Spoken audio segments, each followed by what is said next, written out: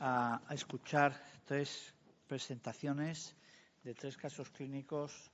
Pueden entender que la calidad de los casos de los tres está fuera de lugar y quería llamar a Manel Mateu Salat para que presente el primer caso, que es una hipercolesterolemia extrema más allá del riesgo cardiovascular, que además nos lleva a un campo que muchas veces se nos escapa, es todas aquellas lipopartículas que no están en el estudio habitual y esto seguro que nos va a dar pie a una discusión muy interesante. Muchas gracias, le ruego que sea cuidadoso con el tiempo para que vayamos bien.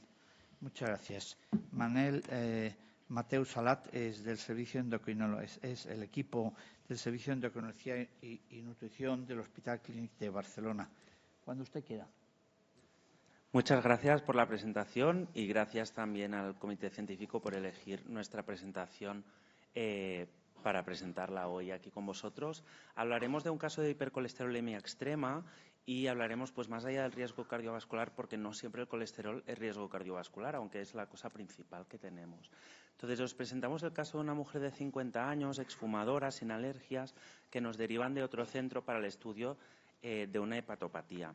Su padre destacaba que fumaba y tuvo un infarto a los 50 años y en su caso tenía antecedentes de migraña, síndrome depresivo, no tenía ni hipertensión ni dislipemia diagnosticadas previamente y la habían diagnosticado un año antes de diabetes tipo 2 que iba con metformina.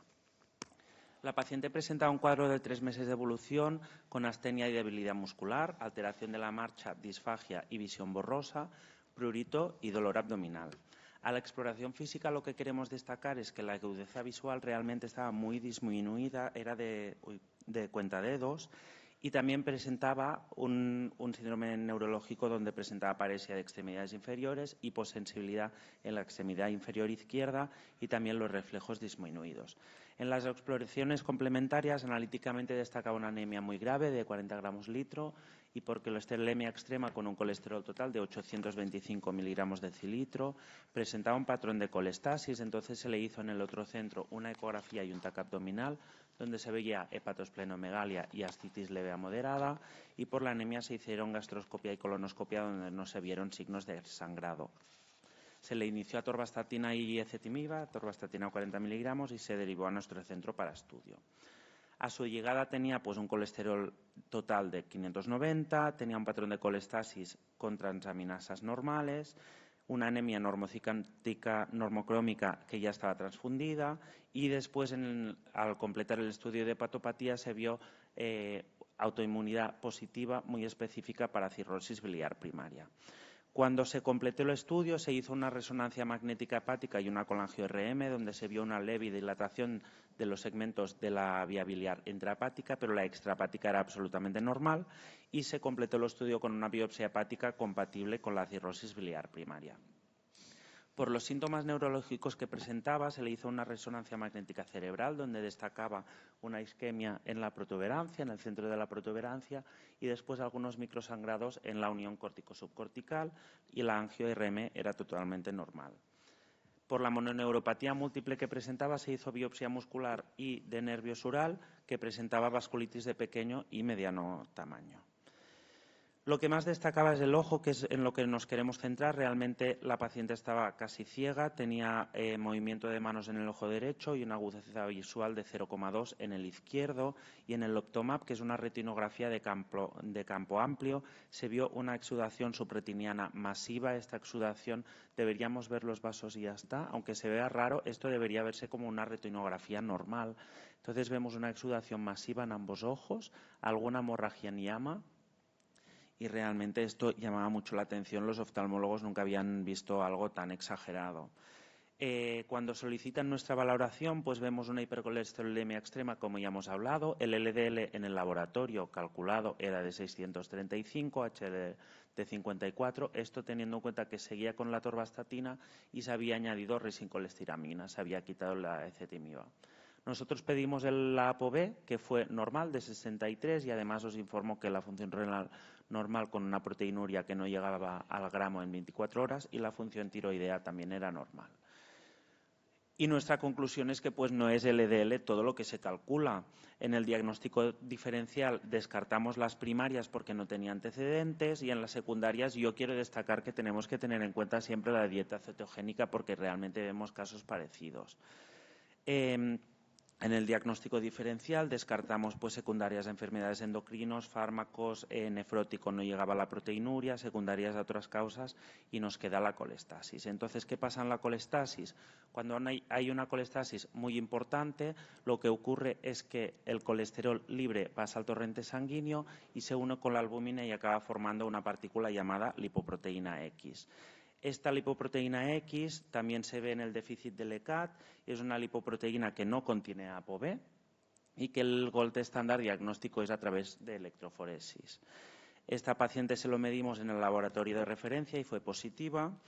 ¿Y qué puede hacer estos casos de hipercolesterolemia? Pues lo que vimos en su ojo, ¿no? Depósitos de colesterol muy importante en algunos tejidos, pero puede dar también síndrome de hiperviscosidad cuando es muy importante, dianocitos y anemia hemolítica, opacidades corneales, etcétera. ¿Y el riesgo cardiovascular? Pues bien, esta lipoproteína X tiene un tamaño muy grande, parecido a las VLDL, y además no contiene ApoB, por lo tanto es difícil que entre en el endotelio vascular. Se ha visto también in vitro que tiene menos capacidad oxidativa y a pesar de que hay pocos estudios clínicos, los pocos que hay, no parece que cause enfermedad cardiovascular porque la mortalidad en estos pacientes cardiovasculares es muy baja y no se ve un aumento de la aterosclerosis preclínica comparado con sujetos sin colestasis ni lipoproteína X. ¿Cómo se trata esto? Pues hay que tratar evidentemente la causa subyacente si esto es secundario a la colestasis. Los fármacos habituales, estatinas, ezetimiba, etcétera, tienen un efecto muy discreto porque no participan en el metabolismo de la lipoproteína X porque no tiene ApoB y si hay que tratarlo hay que hacer plasmaféresis, no lipoproteinaféresis porque tampoco nos sacaría la membrana de lipoproteinaféresis esta partícula, hay que recambiar todo el plasma.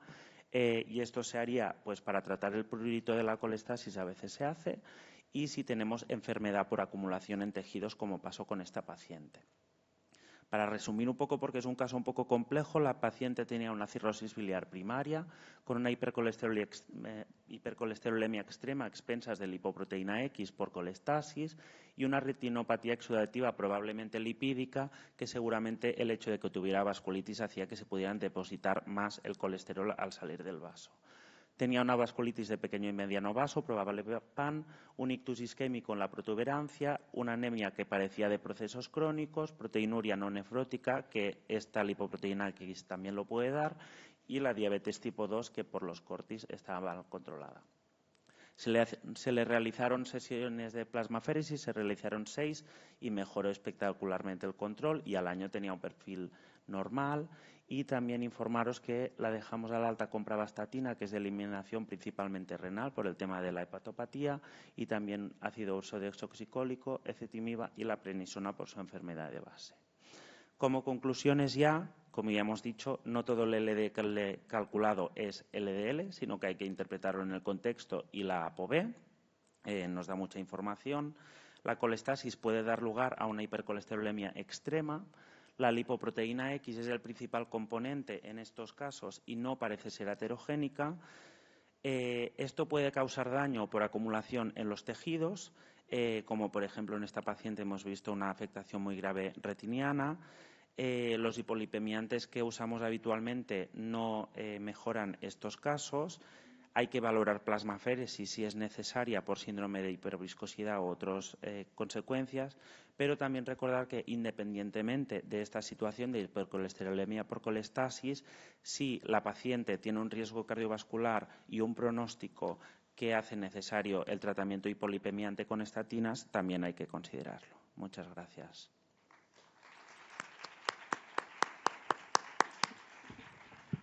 Por cuestión de tiempo, 2 preguntas o comentarios. Si no veo ningún brazo levantado, me permito hacer algún comentario. Espero que a mí no me toque ningún caso de estos porque realmente es complicado. Cierto es que tenía afectación vascular, porque claro, tenía una vasculitis. No sé si quieren decir algo. Sí, perdón, los presidentes querían preguntar. Bueno, felicidades por el excelente caso. Y Gracias. un poquito era la evolución de la retinopatía. ¿Se comprobó después o no, después del tratamiento? Sí, estos exudados no llegaron a desaparecer y la paciente mejoró muy poco de la visión. Realmente el ojo izquierdo lo tenía ya casi anulado, que tenía cuenta de 2, y el ojo derecho subió a 0,4, pero no más. Me ha parecido leer que después de la aféresis tampoco bajó especialmente el colesterol. Sí, llegó a bajar a niveles de entre 200 y 300 el colesterol total, pero al año ya estaba normalizado también porque Pero está con tratamiento. también de es base. cierto que me dio los corticoides, etcétera, ¿no? O sea que... Pero en las 2 primeras sesiones de plasmaféresis, que fueron durante 3 días, ya bajó a más de la mitad. Vale. Pues estupendo. Muchísimas gracias. Muchas Un caso gracias. interesantísimo. Te felicito. Gracias. Y la decisión será posterior. Muchas gracias. Pasamos al segundo caso, también muy interesante, hipertrigliceridemia grave. La presenta Juan Francisco Muñoz Osma. Es un caso clínico que presentan desde el Hospital Universitario de Córdoba Reina Sofía, en colaboración con su instituto de investigación, y que reza hipertrigliceridemia grave en paciente con transexualidad mujer a hombre, con diabetes tipo 2 y varios factores de riesgo. Como digo, la presenta Juan Francisco Muñoz. Cuando quiera. Buenas tardes. Muchas gracias por aceptar nuestro caso clínico en primer lugar. Y bueno, el título del caso se llama hipertrigliceridemia grave en paciente con transexualidad mujer a hombre, diabetes tipo 2 y factores de riesgo cardiovascular. Los antecedentes personales del paciente: la edad 33 años, el sexo asignado al nacer mujer, con transición a hombre en el año 2017. Y dentro de las comorbilidades más relevantes, la diabetes tipo 2, diagnosticada en el año 2012 con mal control metabólico persistente y componente sobreañadido tipo 3C, debido en parte a múltiples pancreatitis recidivantes, hasta 18 en total a día de hoy, con un primer episodio en 2013 que requirió ingreso en UCI, hepatopatía crónica secundaria, síndrome metabólico con función hepática conservada, pero datos indirectos de hipertensión portal, síndrome de ovario poliquístico y, como hábitos tóxicos, fumador de un paquete diario de tabaco al día. Este es el tratamiento actual que tiene a día de hoy el enfermo: testosterona, 2 sobres diarios, insulina y antidiabéticos orales, estatinas a dosis máximas, Omacor y fenofibrato. A partir de ahora voy a hacer un pequeño resumen de la evolución del paciente a lo largo de nuestras consultas, porque ha tenido varios altibajos y es un proceso un poco largo. La primera vez que lo conocimos fue en el año 2013, que tuvo un primer episodio de pancreatitis aguda grave que requirió de ingreso en UCI. El perfil lipídico que tenía en ese momento es el que veis en la diapositiva: un colesterol total de 320 miligramos decilitro, un HDL de 26, triglicéridos de 5.560 miligramos decilitro y una hemoglobina glicada de 9,1. En ese primer momento se diagnosticó de hiperlipemia mixta con pancreatitis secundaria y se inició tratamiento con fibratos, metformina, Omacor y dieta baja en grasa. Los años siguientes, años 2014 y 2015, seguían nuestras consultas, el mal control metabólico y lipídico persistía, además tuvo otros 2 episodios más de pancreatitis que requirieron de ingreso. Se hicieron algunas modificaciones en el tratamiento. Se inició tratamiento en 2014 con liraglutida, que finalmente se suspendió, dado que se volvieron a repetir, como ya he dicho anteriormente, varios episodios de pancreatitis. En el año 2016... el paciente presenta una mejoría importante a nivel del perfil lipídico, que se mantiene entre el año 2016 y 2019. Esta mejoría se debe en parte a que inicia seguimiento por el servicio de endocrinología justo cuando inicia la transición hormonal con testosterona. Endocrinología inicia la insulinización del enfermo, se pauta tratamiento con estatinas, se hacen alguna serie de cambios, tanto en la consulta nuestra como en la de ellos. Además, el enfermo tiene una mayor adherencia a las consultas. Anteriormente no tenía una buena adherencia ni acudía siempre, y a partir de aquí, a raíz de iniciar la transición a hombre, pues comienza a asistir a todas las consultas. En el año 2019 y 2020, de nuevo se vuelve a producir un empeoramiento con unos triglicéridos superiores a 1000 y nuevos episodios de pancreatitis, y en este momento se decide solicitar un estudio genético con el fin de identificar variantes asociadas con hipertrigliceridemia primaria. No se encuentra ninguna de estas variantes. Sí que es verdad que se objetivan 2 polimorfismos genéticos en APOA4 y LPL. Son polimorfismos que, junto con los factores ambientales, pueden hacer que el paciente sea más susceptible de sufrir hipertrigliceridemia. Como veis en el gráfico de la pantalla, entre el año 2016 y 2019, los niveles de triglicéridos, como he dicho anteriormente, se mantuvieron más bajos, pero a partir del año 2019, de nuevo, suben por encima de 1000. Y eso coincide con que el enfermo tiene pérdidas sucesivas de seguimiento en las consultas, tanto nuestras como de endocrino, y además continúa sufriendo múltiples episodios de pancreatitis. Por este motivo, en el año 2024 nos planteamos una reevaluación o una ampliación del estudio genético que teníamos previamente. Para ello hacemos un estudio de lipoproteínas que resultó negativo y se hizo una medición de actividad de lipasas posheparina, con el fin sobre todo de evaluar si había un déficit funcional de LPL, que podría justificarnos tratamientos como por ejemplo el volanesorsen y orientar hacia una hiperquilomicronemia tipo 1 de carácter funcional. Pues bien, el resultado de este estudio fue que el paciente presentó un déficit de actividad de la enzima lipoproteína lipasa, fenotipo de hiperlipoproteinemia tipo 1. La situación actual del enfermo sigue siendo bastante mala, el seguimiento no es bueno, tiene una mala adherencia tanto a las consultas como al tratamiento pautado. La hemoglobina glicada ahora mismo es de 12,9, los triglicéridos de 13.123 y, bueno, ahí tenemos los diagnósticos: síndrome metabólico, diabetes tipo 2, sobrepeso y todo lo que ya anteriormente he comentado. Para hacer un poco un resumen de la hipertrigliceridemia, decir que es una dislipemia bastante frecuente, hasta en un 27% de la población, según el estudio CIMETAP, va a padecer esta patología, que se va a asociar con mayor riesgo cardiovascular y mayor riesgo de pancreatitis, sobre todo cuando los niveles de triglicéridos están por encima de 1000. Dentro de las causas están la secundaria y la forma genética. Dentro de la forma genética se encuentra el síndrome de quilomicronemia familiar, que es una forma rara, pero con un riesgo extremo de sufrir pancreatitis. La clasificación de la hipertrigliceridemia puede hacerse en función a la cifra de triglicéridos, siendo grave por encima de 1000, o bien a través de sus causas, que pueden ser secundarias, sobre todo por patologías como la diabetes, el síndrome metabólico, o tratamiento con fármacos como los corticoides o los antipsicóticos, y causas primarias. Aquí tenemos una clasificación que, bueno, por recordar un poco, el síndrome de quilomicronemia familiar o tipo número 1, según la clasificación de Fredrickson, que sobre todo se debe a mutaciones en gen como la LPL, la ApoC2 o la ApoA5, y que cursa con niveles de triglicéridos muy elevados y con un riesgo de pancreatitis muy alto. La quilomicronemia multifactorial o tipo 5. La hipertrigliceridemia poligénica o tipo 4, que realmente es la más frecuente de todas y que se debe a una serie de acumulación de variantes o de polimorfismos genéticos leves. Y, por último, la disbeta-lipoproteinemia o tipo 3. Aquí os dejo la clasificación también de Fredrickson, que comentaba anteriormente. Y aquí el espectro de afectación de los triglicéridos en función de la carga genética. Arriba del todo estarían el síndrome de quilomicronemia familiar, sobre todo con mutaciones en homocigosis de LPL. Y ya en la parte más baja el síndrome de quilomicronemia poligénico. En cuanto al diagnóstico, el diagnóstico se puede hacer a través del estudio genético o de funcionalidad, como en el caso de nuestro paciente, o bien a través de una serie de scores diagnósticos, como por ejemplo el score de Mowling. En el caso de nuestro paciente cumplía prácticamente todos los criterios, ¿no? Triglicéridos en ayunas por encima de 850, edad por debajo de 40, múltiples pancreatitis, dolor abdominal recurrente. De hecho, ya el enfermo las pancreatitis las pasaba en su casa y las reconocía perfectamente. El score lo cumple con 13 puntos. Y, bueno, dentro del tratamiento del síndrome de quilomicronemia familiar, en un primer lugar se encuentran los cambios de estilo de vida, una dieta baja en grasa, evitar carbohidratos simples y alcohol, el uso de ácidos grasos de cadena media, evitar ayuno prolongado y control del peso y de otros factores de riesgo, como por ejemplo el abandono tabáquico.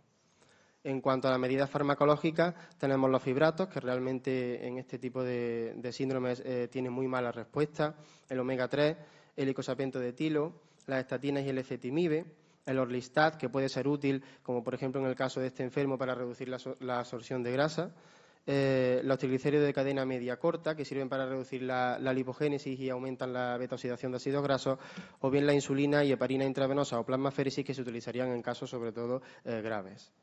Los inhibidores que también aparecen abajo realmente presentan una reducción de los triglicéridos muy leve, ¿no? Entre un 10 y un 15%. El hecho de pedir el estudio genético y de ampliarlo hacia la función del LPL fue sobre todo para ver si el paciente se beneficiaba de tratamientos como el volanesorsen, un oligonucleótido antisentido que va a actuar específicamente contra el ARN mensajero de la polipoproteína C3 a nivel del hígado, promoviendo su degradación. Con este medicamento lo que vamos a conseguir es aumentar la LPL, aumentar también la captación hepática de las lipoproteínas ricas en triglicéridos, disminuir la producción de kilomicrones y con ello reducir los triglicéridos plasmáticos hasta en un 77%. Las indicaciones clínicas son las que aparecen en pantalla. Nuestro enfermo prácticamente las cumpliría todas. Además, es un fármaco que se administra una sola vez por semana, vía subcutánea, y como contraindicaciones principales se encuentra la trombocitopenia y una adherencia deficiente. Principalmente, este es el motivo por el cual nuestro enfermo no se le ha administrado este tipo de fármacos, y es que, bueno, en un principio, para poder hacer un seguimiento estrecho necesitaríamos controles periódicos cada 2 o 3 semanas y la verdad es que en este caso es muy complejo y este principalmente ha sido el factor limitante. En cuanto a la discusión y conclusiones, en primer lugar, recalcar la importancia de un diagnóstico precoz, sobre todo del síndrome de quilomicronemia familiar, ya que muchos pacientes con triglicéridos elevados de forma extrema y de forma persistente no van a estar bien diagnosticados. A veces etiquetarlos como malos cumplidores puede ocultar esta enfermedad. Y la confirmación genética y, sobre todo, diferenciar entre el tipo 1 y tipo 5 sí que es clave, porque nos va a determinar la posibilidad de usar tratamientos que sí que van a permitir una mejoría importante de los niveles de triglicéridos. Y luego las características de este caso en concreto, que son muy atípicas o inusuales, y es el cambio de identidad y tratamiento hormonal, ya que no hay ningún caso registrado de síndrome de quilomicronemia familiar en pacientes transexuales. Las múltiples comorbilidades y factores de riesgo cardiovasculares, más allá de la hipertrigliceridemia que tiene nuestro enfermo, el hecho de haber sufrido múltiples pancreatitis recurrentes, 18 con ingreso hospitalario, pero ya realmente las últimas las pasaba en casa y las reconocía y dejaba de comer durante 2 o 3 días y posteriormente hacía vida de nuevo normal. La mala adherencia al seguimiento, que hace que se limite las posibilidades terapéuticas en concreto en este enfermo, y la importancia de un enfoque multidisciplinar, ya que cuando se comenzó la transición a hombre y sí que tenía unas revisiones más periódicas y un entusiasmo mayor e iba más a las consultas, pues sí que se consiguió una mejoría importante del perfil cardiometabólico. Y nada más, muchas gracias por vuestra atención. Comentarios, sí.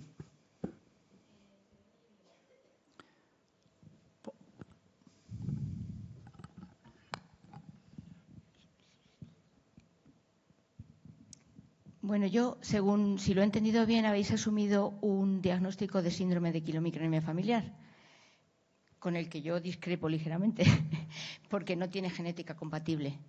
Y hay más situaciones, aparte del síndrome de quilomicronemia familiar, donde puede haber déficit de actividad. Y la pregunta es si habéis mirado algún marcador de autoinmunidad que podría explicar el déficit de actividad LPL. Gracias. La verdad es que no se ha mirado ningún marcador de autoinmunidad, no lo hemos hecho. ¿Algún comentario más? La verdad es que es un caso muy interesante, además con todo su perfil personal muy complicado. Él no bebía alcohol ni bebidas azucaradas, ¿verdad? No, alcohol no tomaba para alcohol. nada. Como hábitos tóxicos solamente el tabaco. Lo digo porque es que a favor, en contra un poco de que tenga una alteración genética es el hecho de que en alguna ocasión los triglicéridos llegaron a 216, lo cual en una hiperquilomicronemia complicado. Veo que hay alguna otra pregunta allí. Una puntualización a María José, que había hecho la pregunta, que no lo tiene, no, que son negativos. Esto abre la opción a que a lo mejor en vez de 5 genes implicados haya más, ¿no? O sea que en ciencia, desafortunadamente, aunque el caso es muy interesante, no tenemos tiempo para más y pasamos al tercer caso clínico. Muchísimas gracias por la exposición.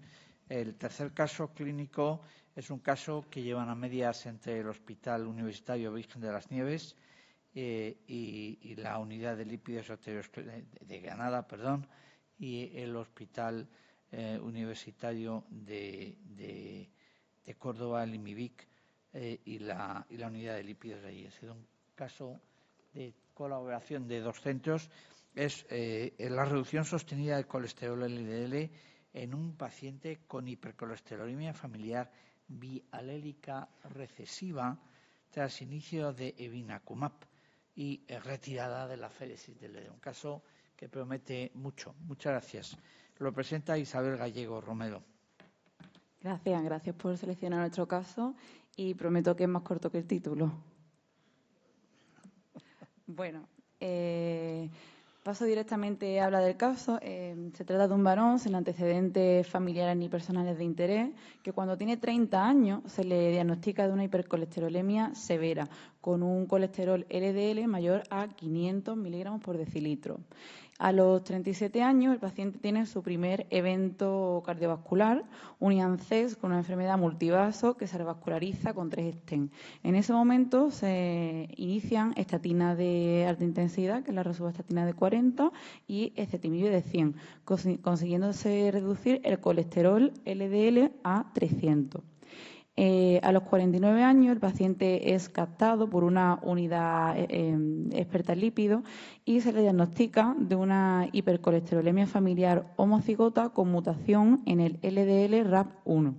En ese momento se inicia tratamiento con alirocumab, 150 miligramos cada 2 semanas, y se consigue bajar el colesterol, pero hasta 200.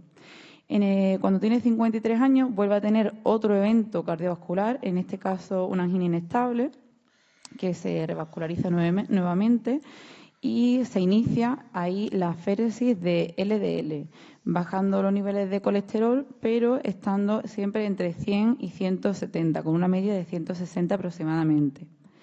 Es en diciembre del 24 cuando este caso se presenta a farmacia hospitalaria solicitando la aprobación de evinacumab, que se consigue y se instaura tratamiento con 15 miligramos por kilo intravenoso de manera mensual.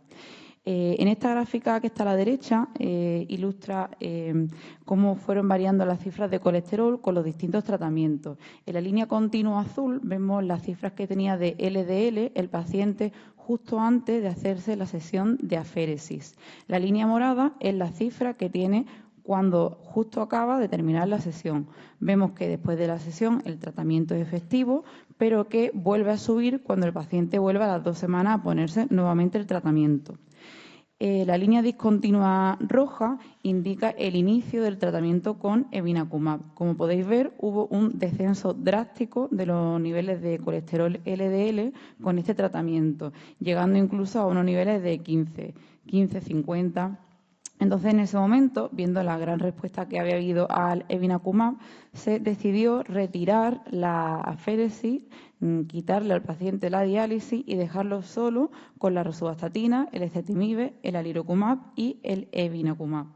Como podéis ver, el paciente desde enero de este año ha mantenido los niveles de colesterol de LDL por debajo de 60, que es muy cercano a los niveles objetivos que tendríamos en este paciente que tiene pues, un antecedente de enfermedad cardiovascular y, por tanto, el objetivo es 55.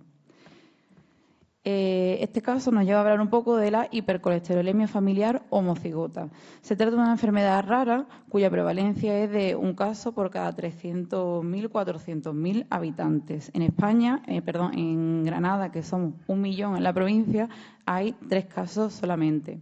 ¿Por qué es importante detectar y conocer esta enfermedad tan infrecuente? Pues porque conlleva un gran aumento de la morbimortalidad por causa cardiovascular. De hecho, los pacientes que tienen esta enfermedad pues tienen un riesgo 100 veces mayor de morir por una enfermedad cardiovascular que los pacientes que no la padecen. ¿Cuándo la vamos a sospechar? Pues cuando tenemos antecedentes de enfermedad cardiovascular prematura, cuando los niveles de LDL son muy altos, normalmente mayor de 400, o como nos gusta a los internistas, cuando hay algo clínico que nos lo indique, como son los santomas, los antelasmas o el arco corneal. En la última guía del año 2023 de la Sociedad Europea de Aterosclerosis se establecen el diagnóstico en base a dos tipos de criterios. Los clínicos, que como hemos dicho, el LDL mayor de 400 muy sugestivo, y algunos criterios adicionales que son extra. Y luego el criterio genético, que por tanto dice que necesita una confirmación genética y una presencia de dos variantes patogénicas bialélicas en determinados genes, que son el del receptor LDL, el del ApoB, el de la PCSK9 o de la LDL-RAP1, que, como veis, es el que tenía nuestro paciente y es el más infrecuente de todos. Supone solo un 1% de todos los casos de hipercolesterolemia homocigota que están descritos. El patrón de herencia en este tipo, con este gen, es autosómico recesivo. Esto quiere decir que necesitamos la mutación en los dos alelos del mismo tipo de gen. No se puede mezclar con los otros genes de los que hemos hablado antes. Por tanto, se habla como de la verdadera hipercolesterolemia familiar homocigota, porque es bialélica recesiva. Y bueno, ¿qué es la LDL-RAP1? Pues si veis en el dibujito que está a la derecha, donde está el receptor de LDL, hay una especie de espiral que lo envuelve y esa es la proteína adaptadora del receptor LDL. Se encarga de, cuando se une la partícula de colesterol al receptor, internalizar esa vesícula y destruirla. Por tanto, en estos pacientes el receptor está presente, pero no se internaliza la vesícula. El fenotipo es como el resto de la hipercolesterolemia homocigota, pero es un poco más leve. Tiene el colesterol típicamente algo más bajo, entre 350 y 600, y característicamente estos pacientes no tienen por qué tener antecedentes familiares ni fenotípicos, clínicos ni bioquímicos de hipercolesterolemia, porque los padres son verdaderos portadores, si no tienen otra mutación de otro tipo, ¿vale? ¿Cuál es el tratamiento? Pues un poco lo que se hizo con este paciente. Según la guía de la Sociedad Europea de Aterosclerosis, pues indican iniciar tratamiento directamente con estatina de alta intensidad y ezetimibe. A las 8 semanas se introduce un inhibidor del PCSK9. Según la respuesta del LDL, se decide si ese fármaco se deja o se quita. Pero si no se consiguen los niveles, que ocurre frecuentemente, hay que plantearse empezar otros tratamientos, ya sean con fármacos biológicos, como son el lomitapida o el evinacumab, o la aféresis de lipoproteínas, que pues en este consenso lo deja un poco como una segunda opción si pues no están financiados o por efectos adversos no se recomienda. ¿Qué es importante también tener en cuenta en el tratamiento de esta enfermedad? Pues que la respuesta al tratamiento va a depender del grado de función residual que tenga el receptor. En el resto de las causas de hipercolesterolemia, pues cuando ponemos una estatina de alta intensidad esperamos un porcentaje de reducción del LDL. Aquí no ocurre igual. ¿Por qué? Porque estas terapias, tanto las estatinas, el ezetimibe como los inhibidores del PCSK9, son dependientes del receptor LDL.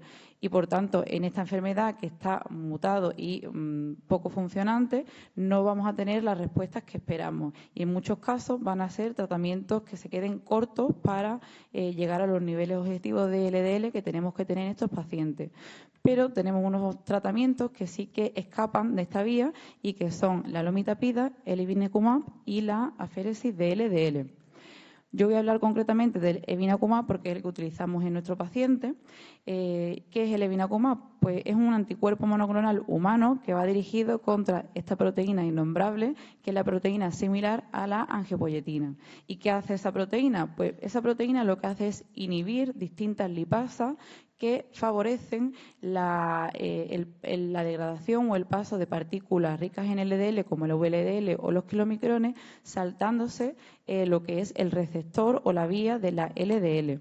Entonces, a fin de cuentas, lo que hace este anticuerpo es desinhibir y, por tanto, promover esta vía de catabolismo de la lipoproteína ricas en LDL, independiente del receptor de LDL. Y bueno, ¿y qué eficacia tiene? Pues se ha demostrado que reduce los niveles de LDL entre un 40 y un 60%. La mayoría de los estudios están alrededor de un 50%. Es verdad que en nuestro caso es algo excepcional porque el nivel de reducción es un poco superior. El porcentaje está cerca del 70%. Es un fármaco que se pone intravenoso cada 4 semanas a dosis de 15 miligramos por kilo y fue aprobado por la Agencia Española del Medicamento en el año 2023 en pacientes con hipercolesterolemia familiar homocigota cuyo LDL no está controlado a pesar de otras terapias hipolipemiantes que deben haber sido empezadas, que serían la estatina, el ezetimiba y el evolocumab. Este fármaco tiene más o menos el mismo perfil de eficacia y las mismas indicaciones que el lomitapid. Sin embargo, la terapia que teníamos pues más antiguamente y que la que se utilizaba era la féresis de LDL y tiene pues algunas ventajas con respecto, este fármaco tiene algunas ventajas con respecto a este tratamiento. ¿Cuáles? Pues que es más accesible. No todos los centros disponen de este tratamiento. Por ejemplo, nuestro paciente para hacerse la féresis se tenía que desplazar a Córdoba porque en Granada no había. Es menos invasivo, lo cual conlleva menos riesgo para el paciente. Y lo que creo que es también muy importante es que es más eficaz y permite tener unas cifras de colesterol más estables en el tiempo. Como hemos visto en nuestro paciente, pues a medida que pasaban las 2 semanas, ese colesterol iba subiendo. Y él se hacía la sesión, se limpiaba, pero luego volvía a tener los niveles por encima de rango durante bastante tiempo. En cambio, con este fármaco pues hemos conseguido mantenerlo estable y, por tanto, dentro de objetivos. Por supuesto, también implica menos costes, indirectos y directos, y una mejoría de la calidad de vida del paciente, porque aunque también es un tratamiento intravenoso, es cada 4 semanas y no cada 2, y bueno, pues el paciente se lo pone, se lo inyecta y se va a su casa. Con este caso me gustaría que nos lleváramos a casa algunas ideas que son las que yo he aprendido con este caso. Y es que en esta enfermedad, en la hipercolesterolemia familiar homocigota, es necesario y muy importante hacer un diagnóstico temprano, porque es clave para frenar la evolución, poner tratamientos efectivos y reducir la mortalidad y mejorar la supervivencia. La genética también es clave para orientar el tratamiento y debemos tener en mente pues, nuevas terapias que son independientes del receptor LDL, que nos permiten seguir luchando por llegar a los objetivos que queremos llegar con estos pacientes y que pues dejan un poco atrás una terapia que hemos utilizado mucho hasta ahora y que ha salvado a muchos pacientes, pero sí que es verdad que parece que tiene pues más inconvenientes que estos nuevos tratamientos. Todo ello pues nos invita a pensar que esta enfermedad está sufriendo un cambio en su paradigma y en su tratamiento. Eso es todo.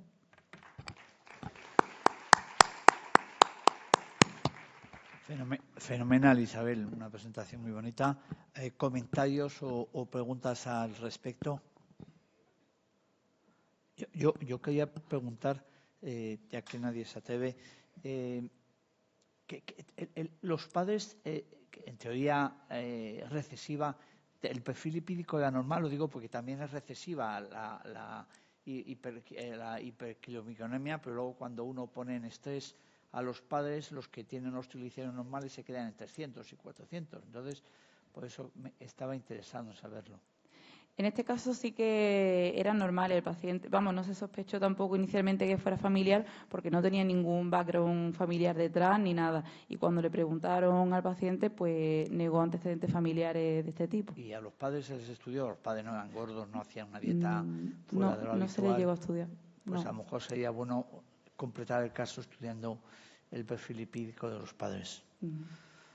Pues si no hay más preguntas, nos hemos ido un poco de tiempo. 3 casos excelentes que nos demuestran que no todo es colesterol LDL, no todos son estatinas y que hay otras alternativas terapéuticas que se nos abren y muchas paradigmas y problemas en la práctica clínica que hace que la clínica sea clave, aunque la genética esté detrás. Muchísimas gracias y paramos aquí y pasan las comunicaciones.